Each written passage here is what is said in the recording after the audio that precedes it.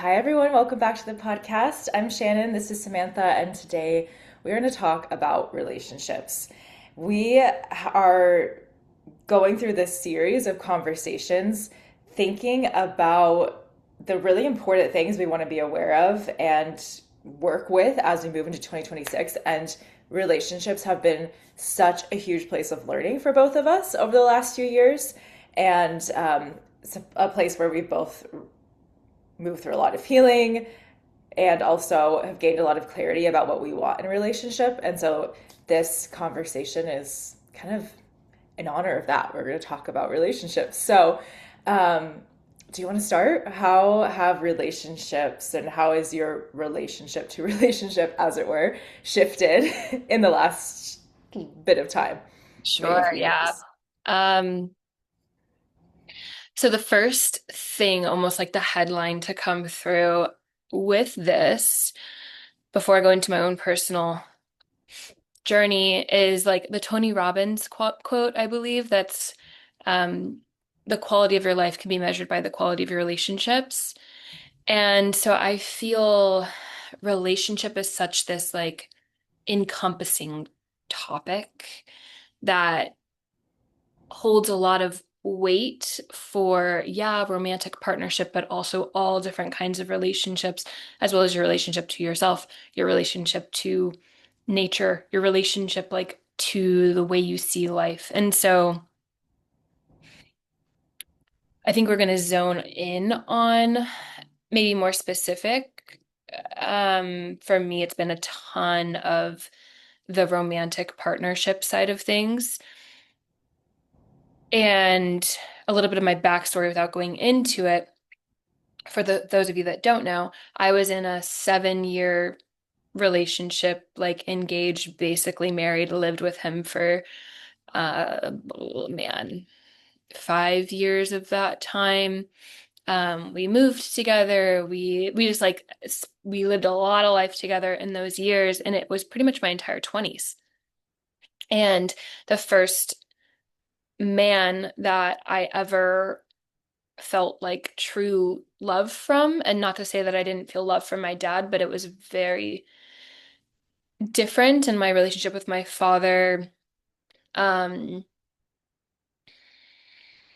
hasn't ever really had like the emotional depth of what I like needed or craved from a man. And then my ex was the first person that I ever felt like really seen, loved, like unconditionally loved by, and supported in so many ways. And in 2021, we fully ended things, and that sparked like my singlehood, my like um autonomy in a sense. Like I had to reconstruct my identity because my identity was so wrapped up in who I was as his partner and who we were as um a joint group and or partnership, and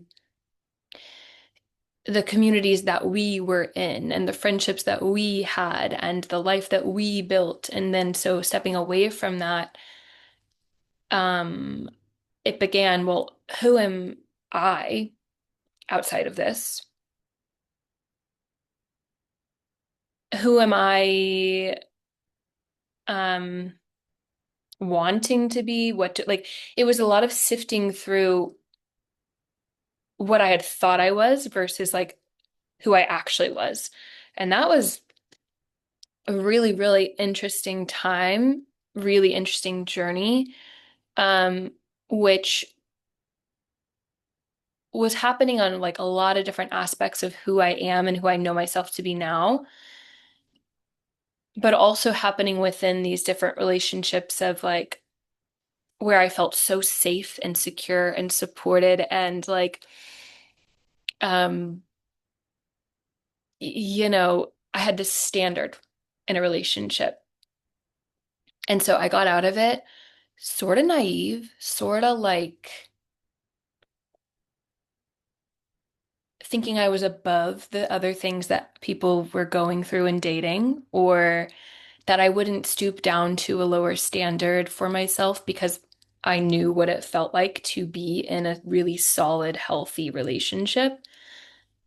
And that is just not true. I went through a different like array of, I feel like I touched all the different like corners, crevices of um types of relationships or like types of relationships in my own experience.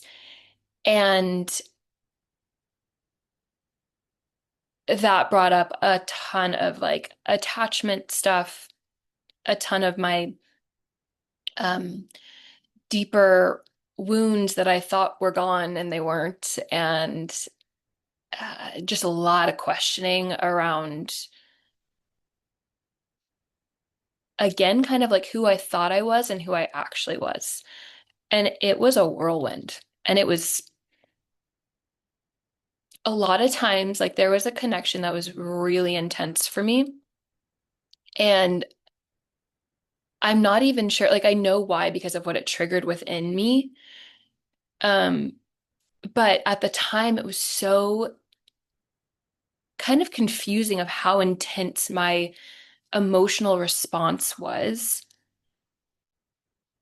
because of what I did and didn't want with this person that I was like interacting with. So I was like, why am I so affected by this?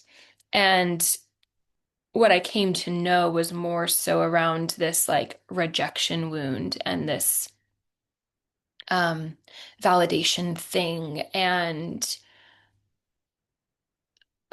my my anxious self coming forward, my anxious attachments coming forward of what showed up a lot of times as like longing and just wanting that validation because if I didn't have it, then what did that mean about me?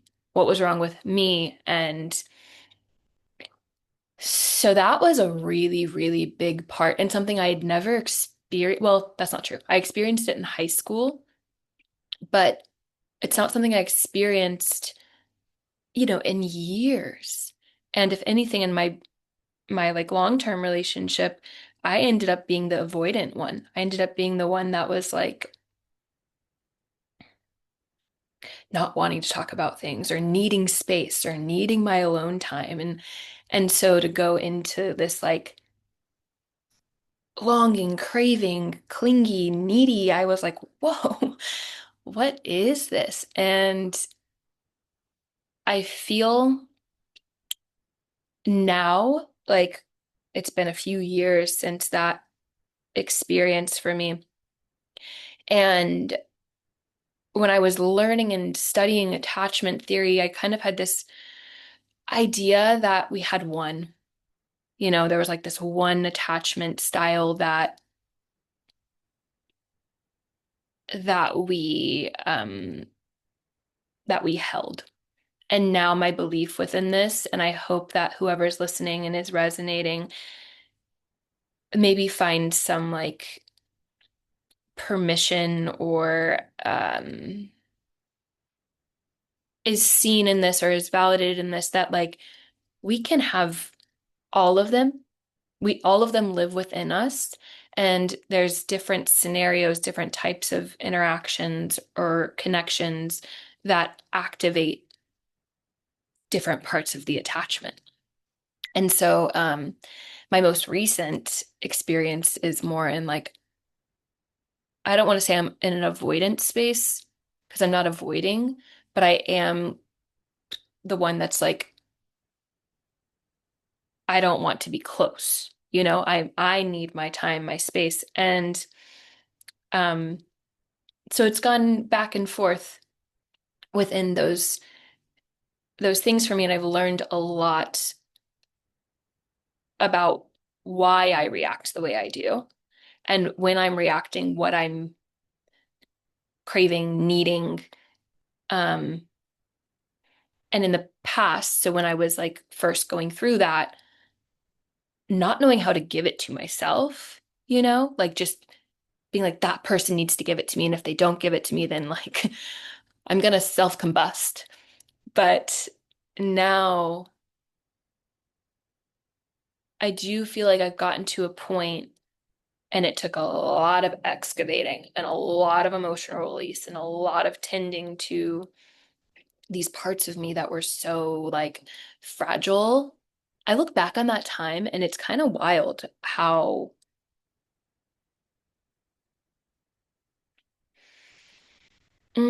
it's like a different me. It doesn't even feel like me. There's like a cloud, like a shell, like a it was yeah, it was a really like fragile space. And now I feel like I can be anxious and I can tend to it. I can be avoidant and I can tend to it. So I can be disordered and I can tend to it. Um, so yeah, I'm gonna pause there and kind of let you share your experience too. Yeah. Well, before I share anything on my end, there are a couple of things that you said that really stood out to me. Um, First, just listening to your story and like how you put all that together.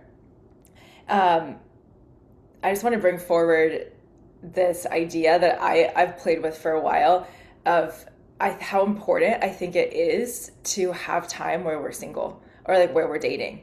You know, and I know that kind of sounds generic. I feel like that's like generic advice that you hear a lot is like you need to spend time dating, like figure out who you are, but it's like you got into a relationship, like such a serious long-term relationship so young, and then like that relationship partially, of course, because all relationships do, like taught you who you were.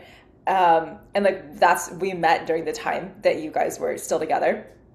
And then after that relationship ended, like you said, like you had this whole other rediscovery of self.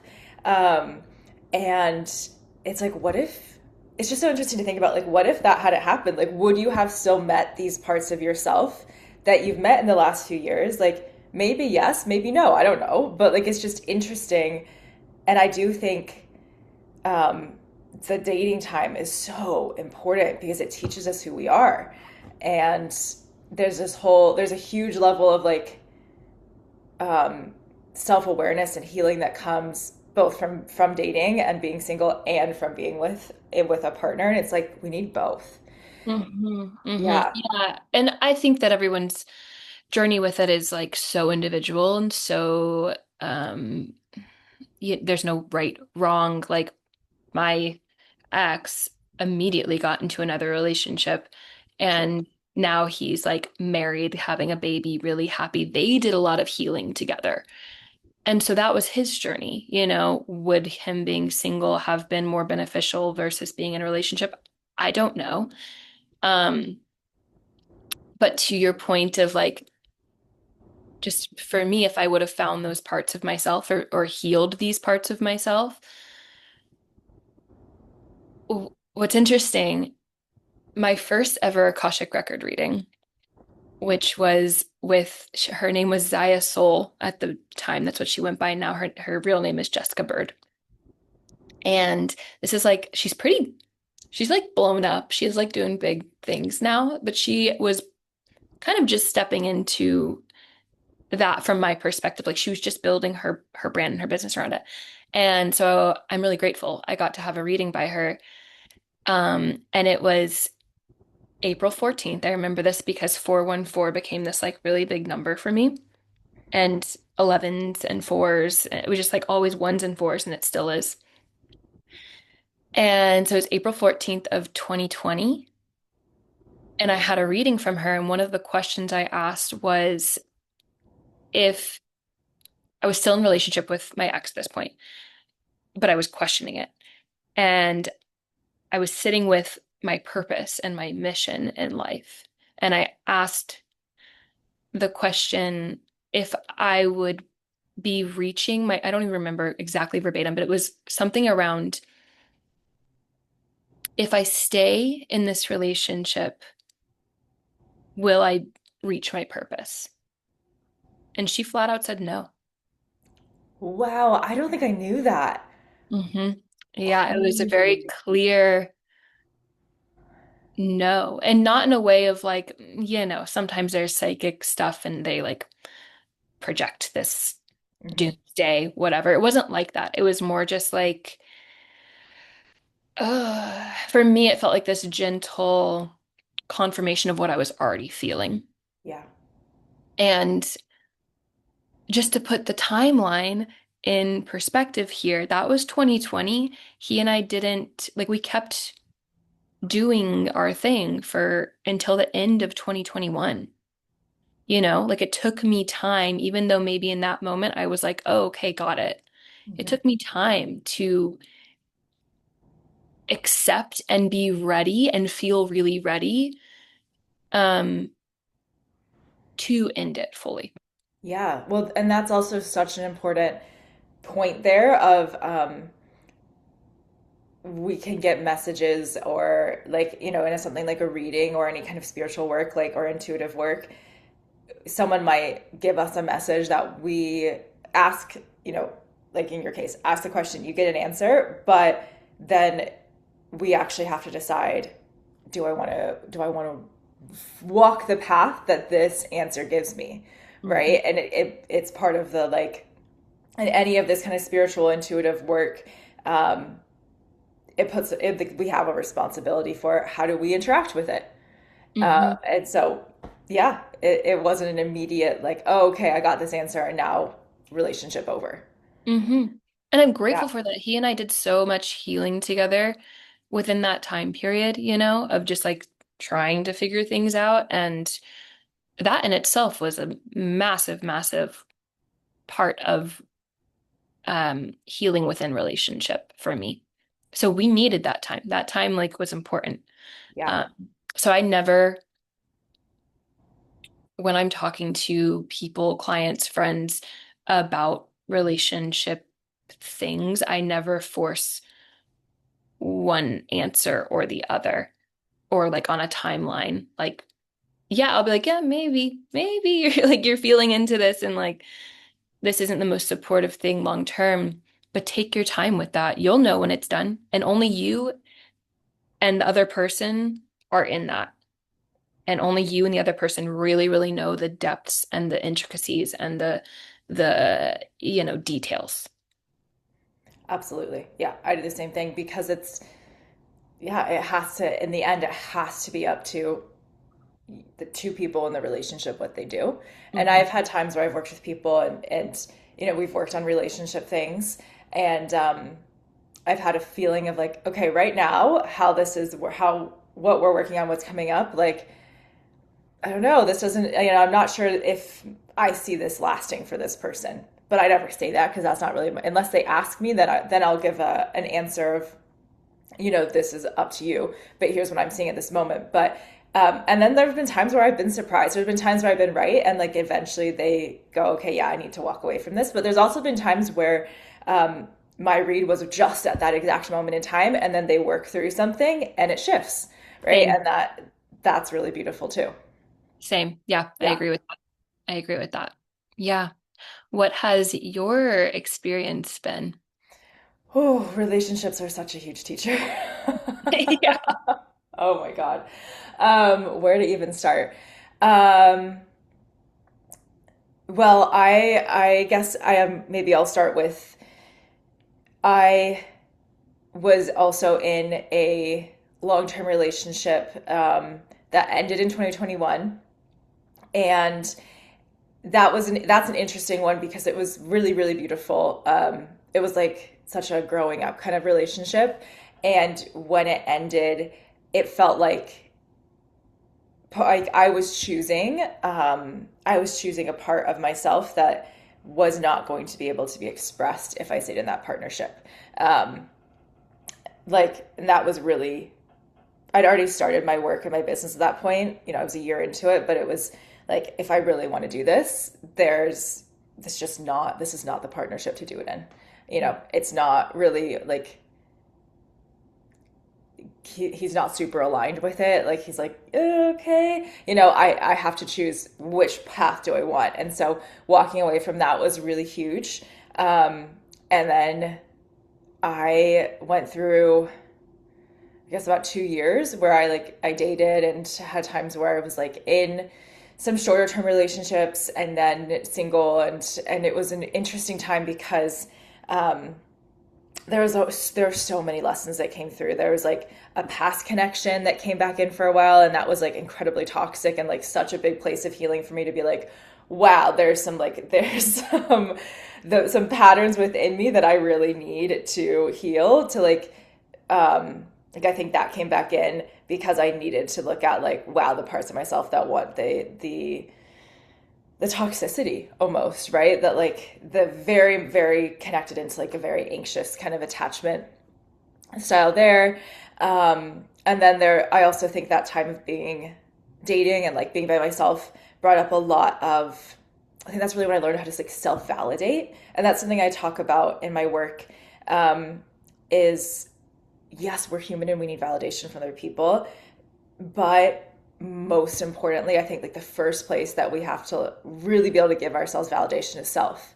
Um, because if we're always looking to people outside of us to validate, then we're not in our power, right? And so that I think was really where I learned how to deeply self validate, was because at that time too, um, this is like 2021 to 2023, pretty much everyone around me in my community at that time were like they all were in relationships, and so I was like third wheeling a lot, and I was like spending time a lot with like friends and their partners, and I felt like, oh my god, I don't have this and everyone else does, and it was really interesting.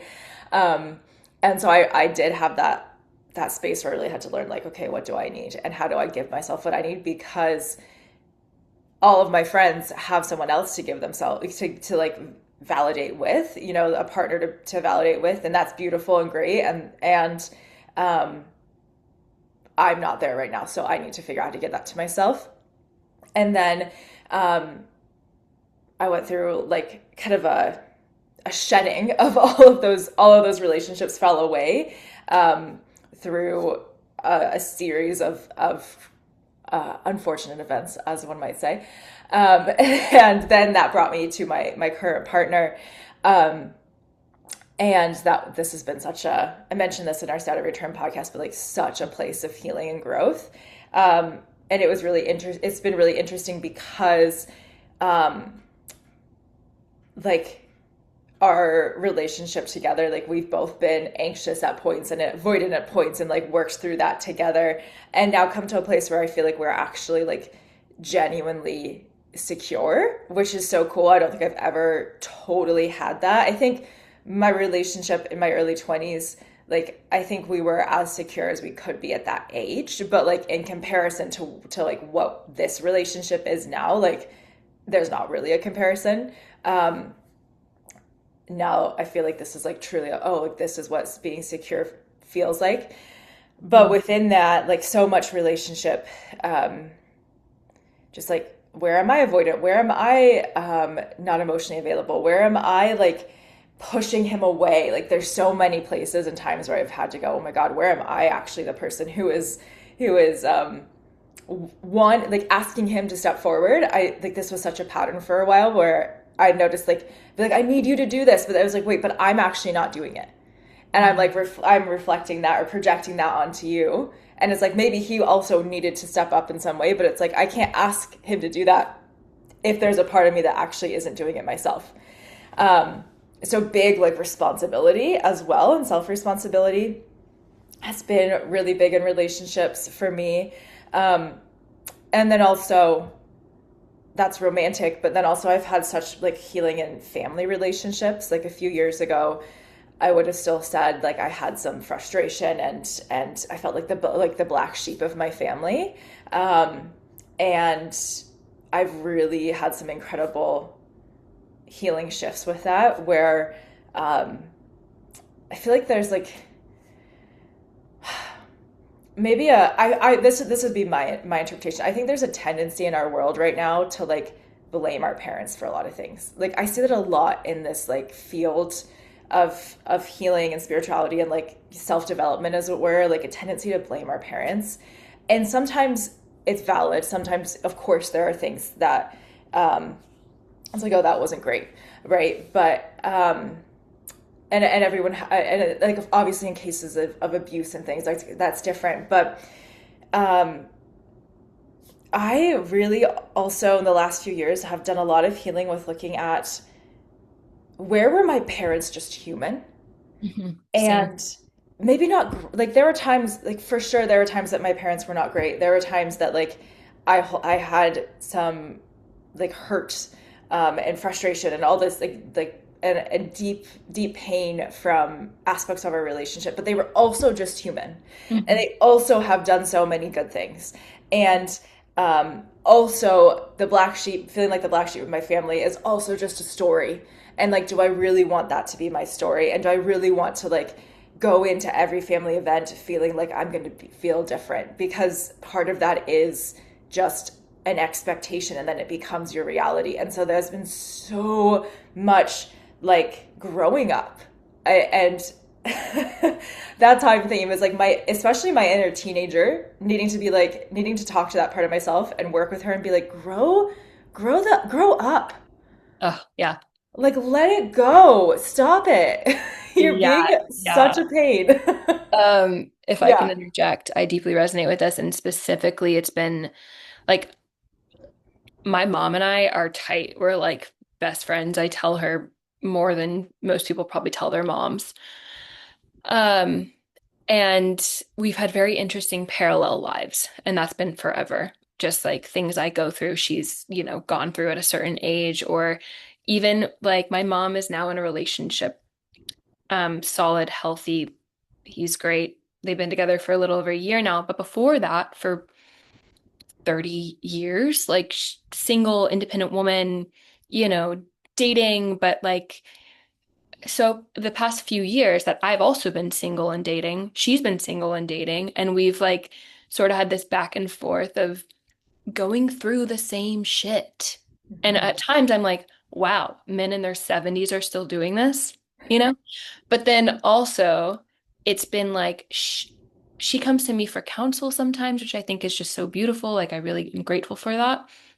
Um, but we've been able to like talk about our similar wounds, because I come from her and I come from her lineage. And um, as you know, I'm like super big into ancestral healing, and so are you. And it's like I've literally felt and experienced when I heal something, I can watch my mom heal it too. Or like I'm healing it for her, or I'm somehow like paving the way. And then she's, doing the same thing. And we're just like on this timeline of healing this same thing together. And that's been such a gift. Like I feel so much gratitude for that being my experience with my mother and my mother's lineage.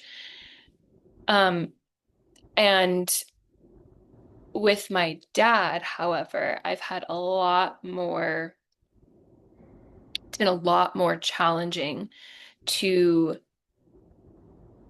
what for me is kind of like a victimhood thing, or like he doesn't understand me, or um yeah, I'm never understood. A lot of it is like I'm never understood.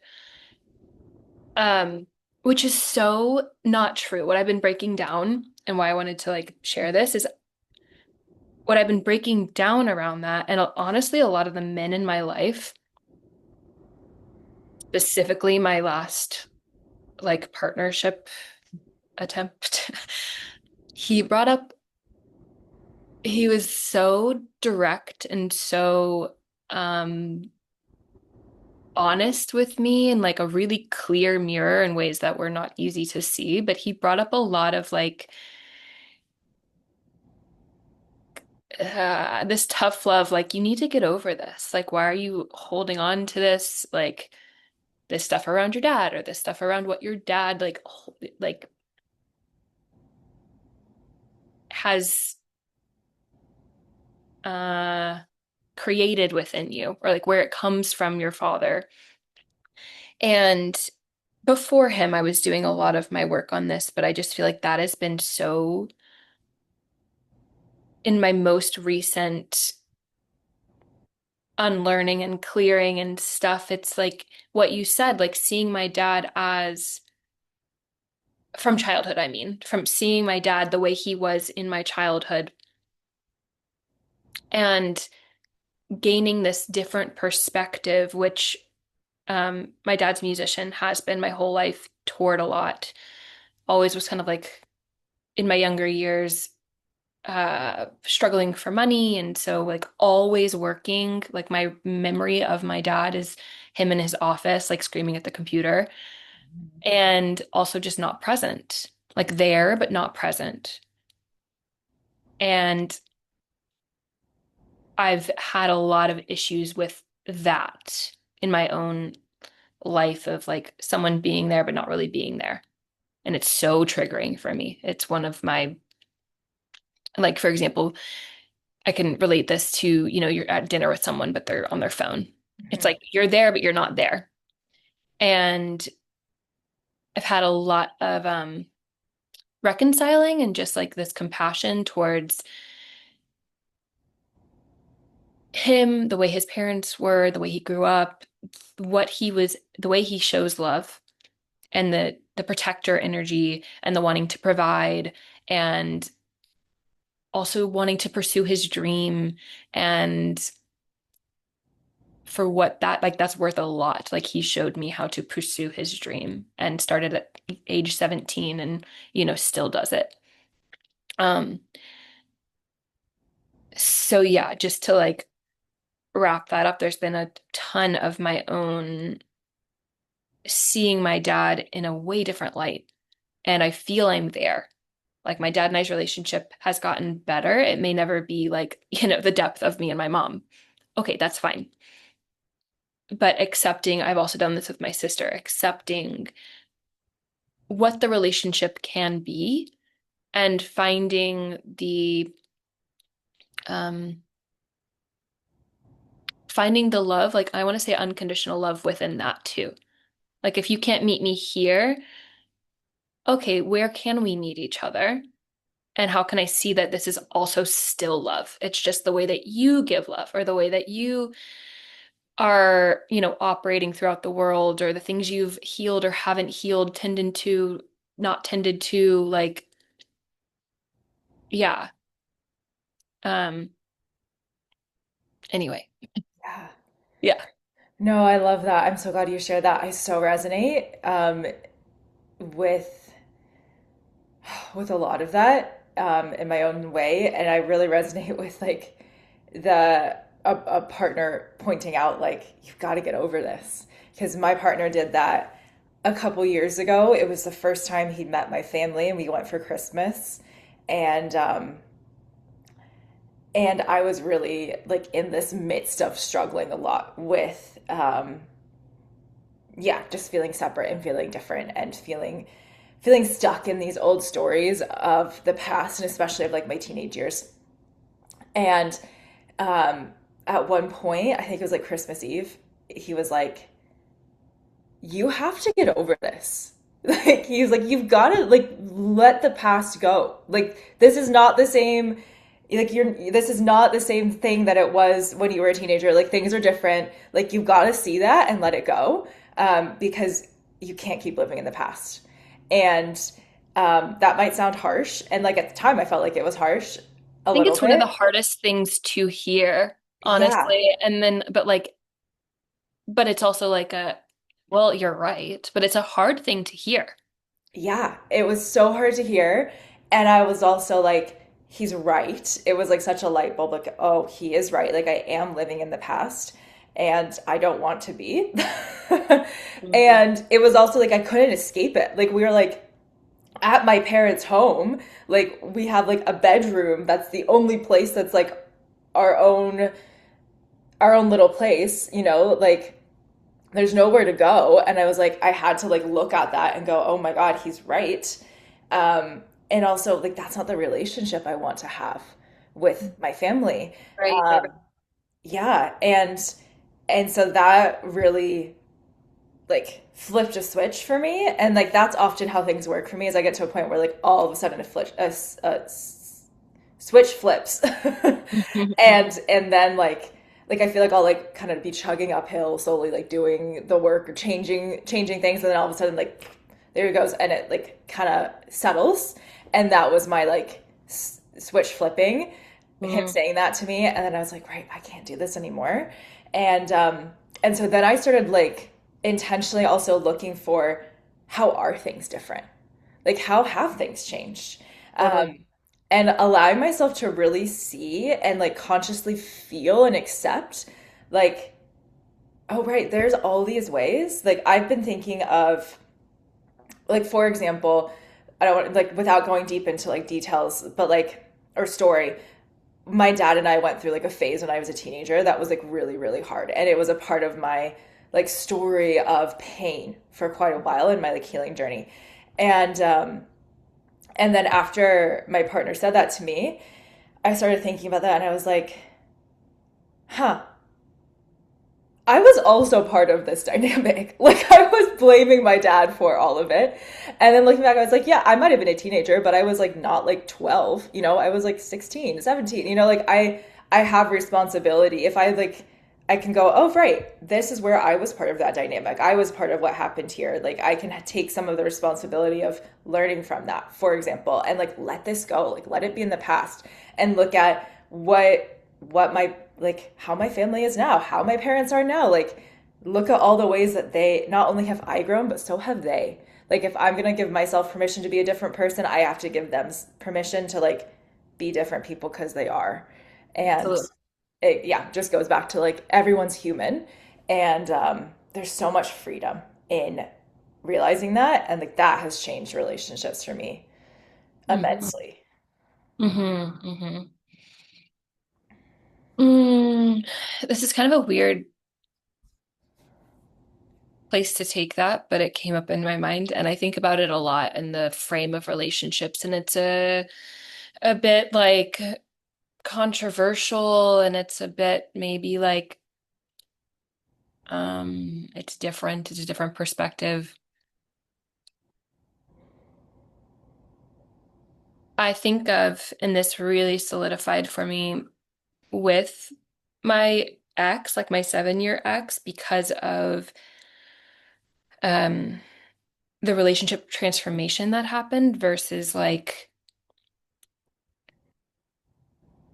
we end, I never talk to you again, I hate you, blah, blah, blah. Like, no, there's nothing bad to say about my ex. We had our times, but um, there's nothing bad to say about him. And even throughout the years, we've still been there for each other when we need to be. Um, so there's more of like a relationship transition, a relationship transformation, and it's no longer romantic love, but it's like another kind of love, another kind of connection. And I think that I have a stronger ability to, and there's a light and a dark to this, like everything, there's a spectrum. But I think I have a stronger ability to be open and willing to be within that kind of relationship transformation because my parents co-parented and were like best friends my whole life, but they divorced when I was 2. But we still do holidays together and we like still, I grew up with them in separate houses, yeah, but very much still in like a relationship. And my my dad specifically is connected to like he's still connected to all pretty much all of the women that he's ever been in serious things with. And again, there's a light and a dark to this, and I've been playing with that in my own world too of when I love so deeply. Like when I connect so deeply. And it has not been easy for me to have a connection or have a love and end it and be like, I'm done, don't care about that person, don't want to talk to that person, don't want to see that person. Like that's been so challenging for me, which I love about myself because the fact of the love that I give, I care deeply and it's pretty much long lasting. Um, and there's distortion there to kind of work with. And as I was like looking at this for myself, I was looking at like, my dad doesn't want another love, another relationship. He doesn't like date. He doesn't look for that. Um, and sometimes I think that's because his connections take up so much space that he doesn't have space for another love, you know, like Mhm. he's still connected to his first love and his first wife and my mom and other partners. He like sends them flowers or sends them cards, and it's sweet, it's caring. But again, there's like for myself, I've been like, where do I not fully sever? I don't want to say that, that doesn't feel correct, but create a strong distance so that I then have space for what I really, really want in partnership and in relationship. Yeah. Yeah. I love that. I mean, I do resonate a lot with the idea of love doesn't have to end, it can transform. And I think that's beautiful. I do think that we're fast to like cut people out. And there are times, like I've had a couple of connections where it's like, no, actually, like you're not welcome anywhere in my Hmm. life ever again. But there are some where it's like, oh, I don't need to cut you off. Like we shared love, we shared part of our life together. We don't need to talk very often, but like we're there, you know? And I think it's beautiful to have that. But then also that's an interesting thing that you brought up of like how do you do that and also make sure that you have space for what you actually want. Hmm. Yeah. Hmm. Yeah. It's I'm thinking about it in like a somatic way and in like a, body focused way where it's that. It's also on a deep soul level for me. Like sometimes there's connections that I can't wrap my mind around why they're so intense or why I'm so drawn to this person or why I feel like it's not over, even though it's over. And that to me feels very soul based, as like whether it's past life or we still have some karmic story we're playing out or there's still something else. But the work in that for me has been maybe the something else is completely different than what I am thinking right now. Like we're not supposed to get married and have kids and have a full life together. Maybe the connection is something so different than that. But my internal system and my soul is still like wanting connection because it's not over. Does that make sense? Yeah. So that's been something. And then the like somatic body-based part of it is cultivating a stronger relationship with the yes and the no in the Hmm. body. What feels um like calm, peaceful versus activated and like um I think that's the best word for it. Something that's activated that shows, yeah, maybe this is a me and me thing, this isn't a me and them thing, Yeah. you know? Definitely.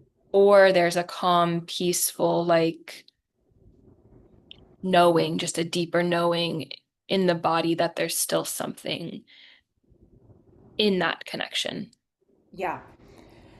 I know what you mean. I'm a big believer in the idea that when something is done with someone, like when you've completed your soul contract, whether it's a relationship or a friendship or whatever, your paths just don't cross again.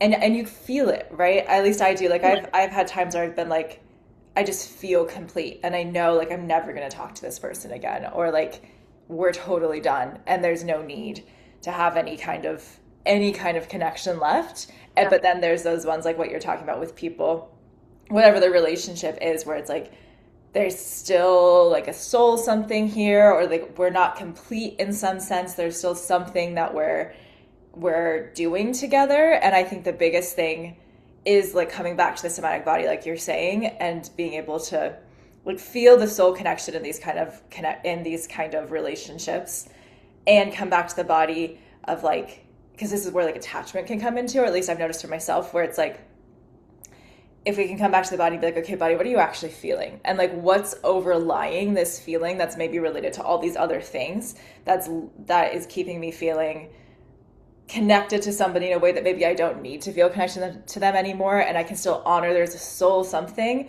but it's not what my mind thinks it is going to be. Yes. Make sense? Yes. Yes. Yeah. And I believe that and I've felt this personally, when you get to that like stronger understanding of what the body is speaking, or deeper understanding of your attachment, whatever's happening, the activation that's happening, it's the building trust in the unfolding of it all, and not having to have the answer right here, right now, not needing it to play out and have resolve. That's been my biggest, I think, like most important and most helpful learning within all of this, um, is actually like knowing myself deeply with my attachment, and knowing when that comes up, knowing soul connections, distinguishing between the two. Because they can get really murky. They can. They can. So distinguishing between the two, and with the soul connection, trusting, like it's divinely orchestrated. So if it's meant to play out, it'll play out. So then having the ability to resolve whatever it is that needs to be resolved, but not need to have the full answer and resolve like what the connection is going to be. Does that make sense? It does make sense. Absolutely. Yeah, it's like it is a releasing of attachment to how it plays out so that it can play out. And you can Hmm. just come back to your body and be like, okay, I can't control this. This Yes, is yes. And I divine. can actually feel resolved in the now, Yes. so And that not it's be not waiting to see what exactly, happens. exactly. Because I've been there and it is debilitating. Yeah, me too. Absolutely. Yeah. So I feel like that has been, my God, so, so good to not be in that like debilitating space, and Yes. to know how to like sit in the story, wherever the storyline is. Yeah. Yeah. And just know that we can't, there are times where we can't be the ones pushing it forward. We're just in Yeah. it. And a lot of We're there, times and that's fine. a lot of times what we think we want to push forward, like it's the illusion, right? Yes. It's the like pedestaling someone or an experience or connection. It's the imagination kind of going into the thing. A lot of times what we think, if we actually sit with it and how it would truly feel if it played out, a lot of times it's like, I wouldn't want that. Yeah. Truly, truly, I don't want Really. that. And I think, I mean, this is a whole other long conversation that we could go into, but just to bring in this idea right now, I do think that in a romantic sense, that's where the spiritual community gets the whole twin flame idea. It's Ugh, like a lot of it, I don't believe in twin flames. I'll just put that right out here. I don't either. I don't either. I believe in different soul contracts, but having one twin flame that's supposed to be your forever, absolutely not. Absolutely not. I believe that sometimes what people like, I've had people come to me and be like, "Oh, I have this twin flame here," and I've tapped in with the Akashic records or something, and like the way that it feels to me is like, this is one of your soul connections, but it's not your one end all be all, right? Anyway, that, like I said, this is a whole other tangent, but Yeah. the murkiness between what's actually in the somatic body and like what it places where our attachment styles or our trauma or like whatever is overlaying, and that soul connection feeling, like this is where we have to get clear of and do things like somatic work and ancestral healing and all these things, so that when we feel those soul connections we can actually be able to go pull ourselves out of the story and sit in the present moment and go, oh, my mind wants to make this whole illusion about this, and a lot of this is probably illusion. Um, and if this is actually like a soul connection, the only thing I can do is really just let it play out and totally release attachment from it and Hmm. come back to what is true right now. Hmm. Hmm. Yes, Easier said than done, but absolutely. it is a big thing. Yeah, it's a practice. It's a It's a practice. practice. And, if anything, this whole dating journey the past few years, which let me just presence this, we don't have to go into it, but dating in your 30s or dating with the intention of, long term, like I'm not dating, I'll date to have fun, sure, whatever. But I'm dating at a point where I'm like, can I build a life with this person? Yeah. And it's a way different experience in the I want to say like the shit I'll put up with, but that's not what I mean, but that's just what's coming to mind. It's just like because also the shit I'll put up with myself too. Because I'll come back to like, do I want to build a life with this person? Is this a connection that I like envision myself years and years with children and different like challenges and or is this just like something I'm attaching myself to right now? Um, that if I looked at it in that way, doesn't feel right. It's a Yeah. way different experience in the dating world. Much more intentional. It sounds like than dating in your 20s or like early 20s or whatever when you're like, "Ooh, this is fun." Right. And then you also have to, the other side of that is like, you can't go into a first date and be like, can I marry this person? Is he going to be the father of my child? Like, you can't do that. Yeah, So there's there's just like a fine line balance of the two. absolutely. Whew. Wow, so much. And Yeah, I I feel like feel we like also I just could barely, go for like a day on this topic. I know we could talk forever. We'll have to do like a part two talking about relationships. Yeah, and if anyone has like specific um, topics within relationships or questions or things you want us to elaborate more on, like I'd love to know that as well. Because I Yes, think between the two of us, we've got probably all of it, not all of probably. it, but like a large array to tap into. Um, so yeah, would love to hear any feedback as well. Absolutely. Yeah, any questions, feedback would be awesome. Let us know because there's definitely so much more that we can go into here. Hmm. Hmm. All right. Well, this has been Well, fun. this has been fun. I know, I feel like we could go on forever, but um, I guess for now, let's let us be where it is. All Absolutely. Yes. right. Thank you guys for being here, for listening to us, and we'll see you next time. We're talking about entrepreneurship and business in our next conversation. Yeah, So so stay follow tuned. along.